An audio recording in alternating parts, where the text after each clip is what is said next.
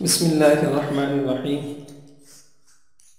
نحمده ونصلی ونسلم علی رسولہ الکریم۔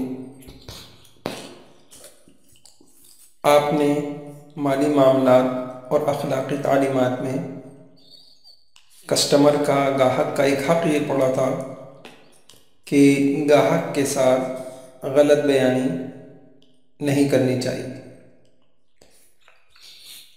تفصیلات وہاں پڑھی تھی۔ اب اس سے متعلق کچھ مسائل عرض کیے جاتے ہیں۔ گاہک کے ساتھ اگر غلط بیانی کی گئی،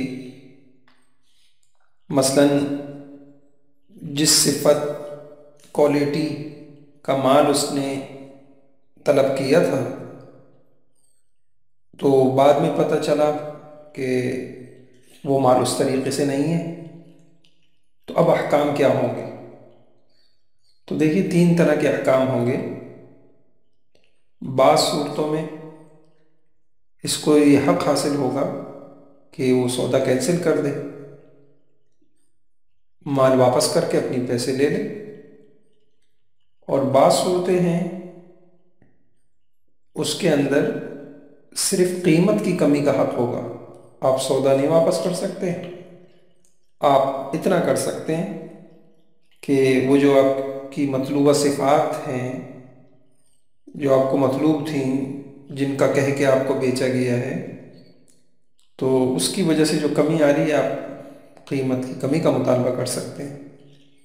اور بعض صورتوں کے اندر دونوں حق نہیں ہوں گے، نہ آپ سودا کینسل کر سکتے ہیں، نہ آپ قیمت میں کمی کا مطالبہ کر سکتے ہیں، اور ایسا بھی نہیں کر سکتے۔ اب ان تینوں صورتوں کی وضاحت عرض کرتا ہوں۔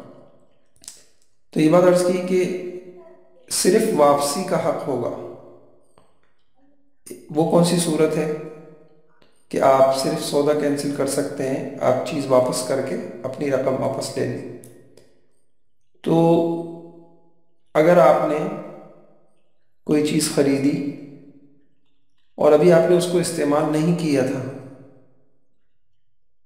استعمال سے پہلے آپ کو پتہ چل گیا کہ بھئی جس کوالٹی کا میں نے مانگا تھا مال، وہ کوالٹی تو اس میں ہے ہی نہیں، تو اب آپ کو یہ حق حاصل ہے کہ آپ اپنا سودا کینسل کر سکتے ہیں۔ آپ اس سے کہہ سکتے ہیں کہ بھئی اپنی چیز واپس لو، میرے پیسے واپس کرو۔ مثال کے طور پہ آپ نے کہا تھا کہ بھئی جاپانی کپڑا چاہیے، اب آپ گھر لے آئے، آپ نے دیکھا وہ جو کپڑا جاپانی تو ہے نہیں، تو اب آپ فروخت کنندہ سے یہ کہہ سکتے ہیں کہ بھئی یہ کپڑا آپ واپس کریں اور میری قیمت واپس دیں۔ دوسرا، کسی شخص نے کسی خاص صفت، کوالٹی کا کوئی مال خریدا اور اس کو استعمال بھی کر لیا۔ استعمال کے بعد اندازہ ہوا کہ جس کوالٹی کا میں نے مانگا تھا وہ تو ہے نہیں اس میں۔ مثال کے طور پہ فرض کر لیتے ہیں کہ کسی نے گائے کا گوشت، بکرے کا گوشت طلب کیا تھا، گوشت خرید لیا، کھانا پکا لیا، جب کھایا تو پتہ چلا کہ مطلوبہ صفت تو ہے نہیں، یہ تو بکرے کا نہیں ہے، یہ تو گائے کا گوشت ہے۔ تو اس صورت میں جو دھوکہ ہوا ہے کوالٹی میں، صفت میں، تو اس شخص کو قیمت کی کمی کا مطالبے کا حق حاصل ہے۔ اب ظاہری بات ہے، ایک چیز واپس تو اس حالت میں نہیں کی جا سکتی، تو واپسی کا حق نہیں ہوگا۔ اس صورت میں قیمت کی کمی، گائے کے گوشت اور بکری کے گوشت میں جو فرق ہے تو وہ فرق وصول کر لے گا۔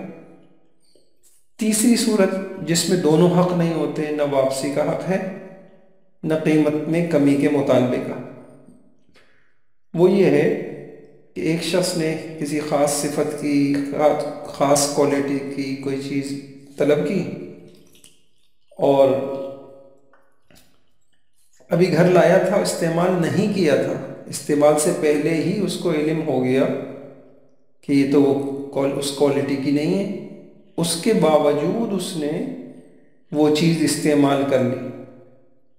اب اس کو کوئی حق حاصل نہیں ہوگا، نہ یہ واپسی کا مطالبہ کر سکتا ہے کہ چیز واپس کرو، میرے پیسے واپس دو، اور نہ قیمت کی کمی کا مطالبہ کر سکتا ہے، کیونکہ جاننے کے باوجود جب اس نے اس کو استعمال کر لی تو یوں سمجھا جائے گا کہ یہ اس پہ راضی ہے۔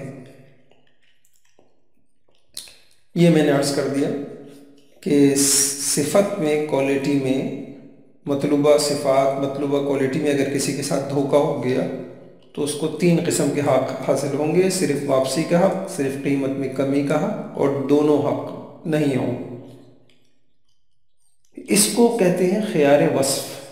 یہ جو اختیار اور آپشن انسان کو ہوتا ہے، کوالٹی، مطلوبہ کوالٹی کا مال نہ ہونے کی صورت میں، اس کو کہتے ہیں فقہ کی اصطلاح میں خیار وصف۔ اچھا، یہ خیار کس کو حاصل ہوتا ہے؟ یہ اختیار تو فقہا نے لکھا ہے یہ اختیار خریدار کو ہوتا ہے، بائع کو، فروخت کنندہ کو نہیں ہوتا۔ مثلا اپنا مال فروخت کر دیا، بعد میں اس کو پتہ چلا یار یہ تو میں جو سمجھ رہا تھا یہ تو اس سے بڑا اچھا مال ہے، تو فروخت کنندہ یہ نہیں کہہ سکتا کہ بھائی لاؤ میرا مال واپس کرو اور اپنی قیمت لو۔ اور دوسری بات ہے کہ یہ یہ جو اختیار ہوتا ہے وصف اور کوالٹی والا اختیار، تو یہ وراثت میں بھی منتقل ہوتا ہے۔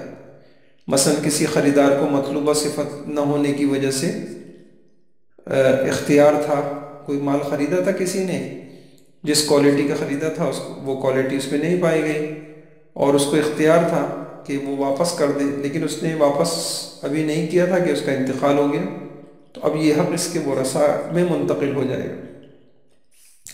ایک اہم مسئلہ یہ ہے کہ یہ جو کوالٹی اور مطلوبہ کوالٹی نہ ملنے کا جو انسان کو اختیار حاصل ہوتا ہے، تو یہ ایک اہم مسئلہ یوں سمجھیے، کس صفت کی بنا پر یہ اختیار حاصل ہوتا ہے؟ تو اس کو اچھی طرح سمجھیے کہ بعض صفات ایسی ہیں کہ خریدتے وقت انسان شرط لگاتا ہے بھئی ایسی کوالٹی ہو، ایسی صفت ہو مال میں جس کا جانچنا اور فوری تحقیق کرنا ممکن ہو، اور بعض ایسی ہوتی ہیں جن کو فوراً نہیں جانچا جا سکتا۔ تو جس کوالٹی اور صفت کا فوری جانچنا ممکن ہو تو ایسی صفت پھر نہ پائی جائے تو اختیار حاصل ہوتا ہے۔ مثال کے طور پہ کسی نے کہا تھا کہ بھئی یہ بکری دے دو، اور بشرطے کہ دودھ دینے والی ہو بھائی، تو اب یہ دودھ دینا یہ والی صفت اور کوالٹی ایسی ہے کہ دیکھا جا سکتا ہے فوراً کہ یہ دودھ دینے والی ہے یا نہیں۔